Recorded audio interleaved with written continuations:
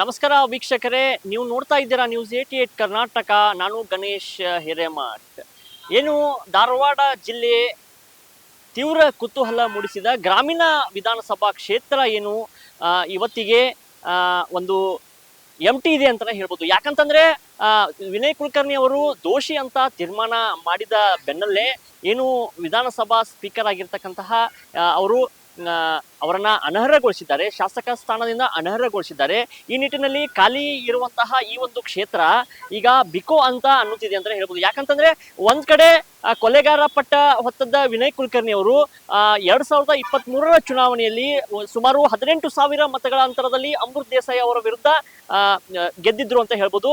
ಜೊತೆಗೆ ಸಾಕಷ್ಟು ಕೆಲಸಗಳನ್ನ ಮಾಡಿದ್ರು. ಆದರೆ ಯಾವುದೇ ರೀತಿಯಾದಂತಹ ಒಂದು ತಂಟೆ ತಕರಾರಿಲ್ಲದ ಈ ಒಂದು ಕ್ಷೇತ್ರದಲ್ಲಿ ಈ ಒಂದು ದೊಡ್ಡದಾದಂತಹ ಒಂದು ಪಟ್ಟವನ್ನ ಇವರು ಕೊಲೆಗಾರ ಪಟ್ಟವನ್ನ ಇವರು ಮುಡಿಗೇರಿಸಿಕೊಂಡಿದ್ದಾರೆ ಅಂತ. ಯಾಕಂತಂದ್ರೆ ಆ ರೀತಿಯಾದಂತಹ ಹಿಂಸೆಯನ್ನ ಇವರು ನೀಡಿದ್ರ, ಯಾವ ಯಾವ ಕ್ಷೇತ್ರದಲ್ಲಿ ಯಾವ ರೀತಿಯಾದಂತಹ ಚಿತ್ರಹಿಂಸೆಯನ್ನ ಎಲ್ಲರಿಗೂ ಕೂಡ ನೀಡಿದ್ರು ಅಂತ ಒಂದು ಆರೋಪ ಕೂಡ ಕೇಳಿ ಬಂದಿತ್ತು.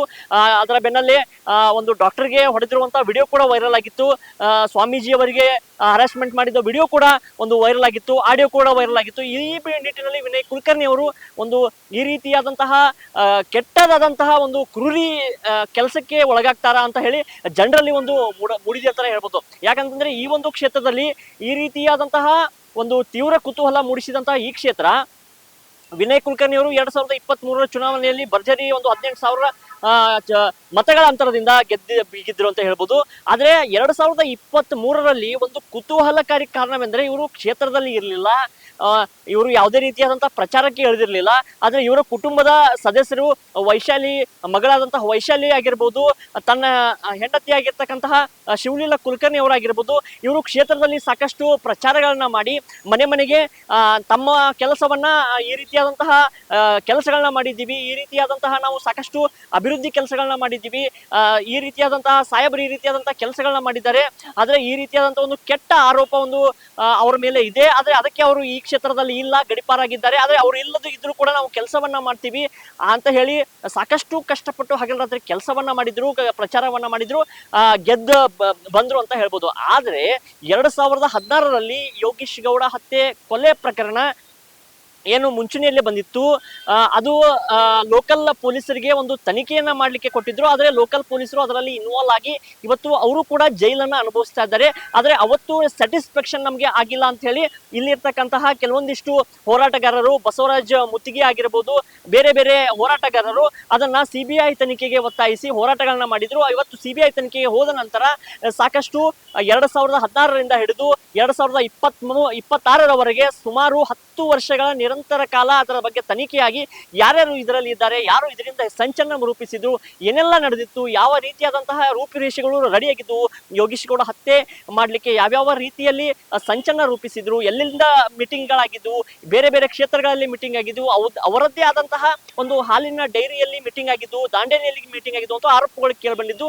ಇವೆಲ್ಲವೂ ಕೂಡ ತನಿಖೆಯಲ್ಲಿ ಎಂಟ್ರಿ ಆಗಿದ್ದಾವೆ. ಇವೆಲ್ಲವೂ ಕೂಡ ಸಾಕಷ್ಟು ತನಿಖೆ ಆಗಿದ್ದಾವೆ. ಈ ತನಿಖೆ ಸಾಕಷ್ಟು ಸುಮಾರು 10 ವರ್ಷಗಳ ಕಾಲ ತನಿಖೆ ಆದ ನಂತರ ಈಗ ಅವರನ್ನ ದೋಷಿ ಅಂತಹ ಒಂದು ತೀರ್ಮಾನ ಮಾಡಿ ಅವರನ್ನ ಜೀವಾವಧಿ ಶಿಕ್ಷೆಯನ್ನು ಸುಮಾರು 16 ಜನಗಳನ್ನ ಸೇರಿ ಇವರ ಜೀವಾವಧಿ ಶಿಕ್ಷೆಯನ್ನ ಕೋರ್ಟ್ ನೀಡಿದೆ ಅಂತಾನೆ ಹೇಳ್ಬೋದು. ಈ ನಿಟ್ಟಿನಲ್ಲಿ ಇವತ್ತು ಖಾಲಿ ಇರುವಂತಹ ಈ ಒಂದು ಕ್ಷೇತ್ರಕ್ಕೆ ಯಾರು ಬರ್ತಾರೆ, ಯಾರು ಚುನಾವಣೆಗೆ ಇಳಿತಾರೆ, ಅವರ ಕುಟುಂಬಕ್ಕೆ ಟಿಕೆಟ್ ಸಿಗುತ್ತಾ ಅಥವಾ ಬೇರೆ ಕುಟುಂಬವನ್ನು ಹೊರತುಪಡಿಸಿ ಬೇರೆಯವರಿಗೆ ಟಿಕೆಟ್ ನೀಡುತ್ತಾ, ರಾಜ್ಯ ಸರ್ಕಾರ ಯಾವ ರೀತಿಯಲ್ಲಿ ಕಾಂಗ್ರೆಸ್ ಸರ್ಕಾರ ಆಗಿರ್ಬೋದು, ಸಿದ್ದರಾಮಯ್ಯ ಆಗಿರ್ಬೋದು, ಹೈಕಮಾಂಡ್ ಆಗಿರ್ಬೋದು ಯಾವ ರೀತಿ ತೀರ್ಮಾನ ತೆಗೆದುಕೊಳ್ಳುತ್ತೆ, ಯಾವ ರೀತಿ ಈ ಕುಟುಂಬಕ್ಕೆ ಟಿಕೆಟ್ ನೀಡುತ್ತಾ ಅಥವಾ ಬೇರೆ ಪಕ್ಷದ ಹಿರಿಯ ಕಾರ್ಯಕರ್ತರಿದ್ದಾರೆ, ಬೇರೆ ಬೇರೆ ನಿಷ್ಠಾವಂತ ಕಾರ್ಯಕರ್ತರಿದ್ದಾರೆ, ಕಾಂಗ್ರೆಸ್ ಪಕ್ಷದಲ್ಲಿ ಹೋರಾಟಗಳನ್ನ ಮಾಡಿದ್ದಾರೆ, ಕಾಂಗ್ರೆಸ್ ಪಕ್ಷವನ್ನ ಬೆಳೆಸುವಲ್ಲಿ ಸಾಕಷ್ಟು ಕೆಲಸಗಳನ್ನ ನಿರ್ವಹಿಸಿದ್ದಾರೆ. ಈ ನಿಟ್ಟಿನಲ್ಲಿ ಒಂದು ಹೈಕಮಾಂಡ್ ಈ ರೀತಿಯಾದಂತಹ ತೀರ್ಮಾನ ತಗೊಳ್ತಾ ಅಥವಾ ಇದೇ ಕುಟುಂಬಕ್ಕೆ ಒಂದು ಟಿಕೆಟ್ ಕೊಡಬೇಕು ಅಂತ ಹೇಳಿ ಒಂದು ತೀರ್ಮಾನ ಮಾಡುತ್ತಾ ಅಂತ ಹೇಳಿ ಸಾಕಷ್ಟು ಚರ್ಚೆಗಳು ಬರ್ತಾ ಇದ್ದಾವೆ. ಒಂದ್ ಕಡೆ ಒಂದು ಅಪೋಸಿಟ್ ಕ್ಯಾಂಡಿಡೇಟ್ ಇದ್ದಾರೆ ಅಮೃತ್ ದೇಸಾಯಿ ಅವರು ಕೂಡ ಬಿಜೆಪಿಯಿಂದ ಟಿಕೆಟ್ ಬರುವಂತಹ ಒಂದು ಭರವಸೆ ಇದೆ. ಆಮೇಲೆ ನಂತರದಲ್ಲಿ ಬೇರೆ ಬೇರೆ JDS ಪಕ್ಷದಿಂದ ಆಗಿರ್ಬೋದು, KRS ಪಕ್ಷದಿಂದ ಆಗಿರ್ಬೋದು, ಕಳೆದ ಬಾರಿ ಸುಮಾರು 11 ಜನ, ಸುಮಾರು 6 ಜನ ಪಕ್ಷೇತರ ನಿಂತಿದ್ರು. JDS ಪಕ್ಷದಿಂದ ಬೇರೆ ಬೇರೆ ಪಕ್ಷಗಳಿಂದ ಒಂದು ಸುಮಾರು 11 ಜನ ಈ ಧಾರವಾಡ ಗ್ರಾಮೀಣದಿಂದ ಸ್ಪರ್ಧೆಯನ್ನ ಮಾಡಿದ್ರು. ಆದರೆ ತೀವ್ರ ಪೈಪೋಟಿ ಆಗಿದ್ದು ಬಿಜೆಪಿ ಮತ್ತು ಕಾಂಗ್ರೆಸ್ ತೀವ್ರ ಪೈಪೋಟಿ ಆಗಿತ್ತು. ಅಮೃತ್ ದೇಸಾಯಿ ಮತ್ತು ವಿನಯ್ ಕುಲಕರ್ಣಿ ಅವರ ನಡುವೆ ತೀವ್ರ ಪೈಪೋಟಿ ನಡೆದ ನಂತರದಲ್ಲಿ ಈ ರೀತಿಯಾದಂತಹ ಒಂದು 18,000 ಮತಗಳ ಅಂತರ, ಸುಮಾರು 83,000 ಮತಗಳನ್ನ ಪಡೆದಿದ್ರು. ಸುಮಾರು 18,000 ಮತಗಳ ಅಂತರದಲ್ಲಿ ಒಂದು ಭರ್ಜರಿ ಗೆಲುವನ್ನು ಸಾಧಿಸಿದ್ರು. ಕ್ಷೇತ್ರದಲ್ಲಿ ಇಲ್ಲದೆ ಇದ್ರು ಕೂಡ ಈ ರೀತಿಯಾದಂತಹ ಗೆಲುವನ್ನು ಸಾಧಿಸುವಲ್ಲಿ ಯಶಸ್ವಿಯಾಗಿದ್ರು ಅಂತ ಹೇಳ್ಬೋದು. ಸಾಕಷ್ಟು ಸಂಭ್ರಮಾಚರಣೆಗಳ ಮುಖಾಂತರ ಸಾಕಷ್ಟು ಕಾರ್ಯಕರ್ತರು ಕ್ಷೇತ್ರದಲ್ಲಿ ಇವರು ಇಲ್ಲ ಅಂದ್ರೂ ಕೂಡ ಇವರು ಗೆದ್ದು ಬಂದಿದ್ದಾರೆ ಅಂತ ಹೇಳಿ ಸರ್ಕಾರದಲ್ಲಿ ಹೈಕಮಾಂಡ್ ಆಗಿರ್ಬೋದು, ರಾಜ್ಯ ಸರ್ಕಾರದಲ್ಲಿ ಆಗಿರ್ಬೋದು, CM ಸಿದ್ದರಾಮಯ್ಯ ಆಗಿರ್ಬೋದು, ಸರ್ಕಾರ ರಚನೆ ಮಾಡುವಂತ ಸಂದರ್ಭದಲ್ಲಿ ಸಾಕಷ್ಟು ಅಭಿನಂದನೆಗಳನ್ನ ವ್ಯಕ್ತಪಡಿಸಿದ್ರು. ಆದರೆ ಈ ರೀತಿಯಾದಂತಹ ಒಂದು 2026ರಲ್ಲಿ ಈ ರೀತಿಯಾದಂತಹ ಒಂದು ಆಪಾದನೆ ಅವರ ಮೇಲೆ ಬಂತು. ಈ ರೀತಿಯಾದಂತಹ ದೋಷಿ ಅಂತ ಹೇಳಿ ಒಂದು ತೀರ್ಮಾನ ಆಯಿತು.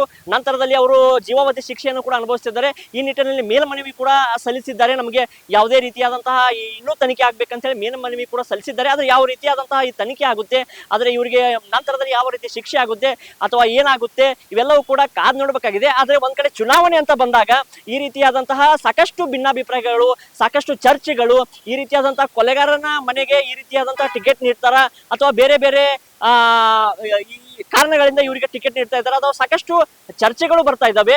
ಅಪೋಸಿಟ್ ಲೀಡರ್ಸ್ ಆಗಿರ್ಬೋದು, ಅಪೋಸಿಟ್ ಕ್ಯಾಂಡಿಡೇಟ್ ಆಗಿರ್ಬೋದು, ಈ ರೀತಿಯಾದಂತಹ ಚರ್ಚೆಗಳು ಸಾಕಷ್ಟು ಸೋಷಿಯಲ್ ಮೀಡಿಯಾದಲ್ಲಿ ಆಗಿರ್ಬೋದು, ಸಾಕಷ್ಟು ಇದರಲ್ಲಿ ಆಗಿರ್ಬೋದು, ಸಾಕಷ್ಟು ಚರ್ಚೆಗಳು ನಡೀತಾ ಇದಾವೆ. ಯಾವುದೇ ರೀತಿಯಾದಂತಹ ಈ ಕುಟುಂಬಕ್ಕೆ ಟಿಕೆಟ್ ನೀಡಬಾರ್ದು. ಆದರೆ 2023ರ ಚುನಾವಣೆಯಲ್ಲಿ ಈ ರೀತಿಯಾದಂತಹ ಇಲ್ಲದೆ ಇದ್ರು ಕೂಡ ನಾವು ಗೆದ್ದಿಸ್ಕೊಂಡು ಬಂದಿದ್ದೀವಿ, ಶಿವಲೀಲಾ ಕುಲಕರ್ಣಿ ಅವರಿಗೆ ಟಿಕೆಟ್ ನೀಡಿ ಅಂತ ಹೇಳಿ ಒಂದ್ ಕಡೆ ಮತದಾರರು ಪಟ್ಟು ಬಿದ್ದಿದ್ದಾರೆ. ಸಾಕಷ್ಟು ಚರ್ಚೆಗಳು ನಡೀತಾ ಇದ್ದಾವೆ. ಆದರೆ ಯಾವ ರೀತಿಯಾದಂತಹ ಟಿಕೆಟ್ ಯಾರಿಗೆ ಸಿಗುತ್ತೆ, ಉಪಚುನಾವಣೆ ಯಾವಾಗ ನಡೆಯುತ್ತೆ, ಯಾವ ರೀತಿಯಾದಂತಹ ಬಲವಾದ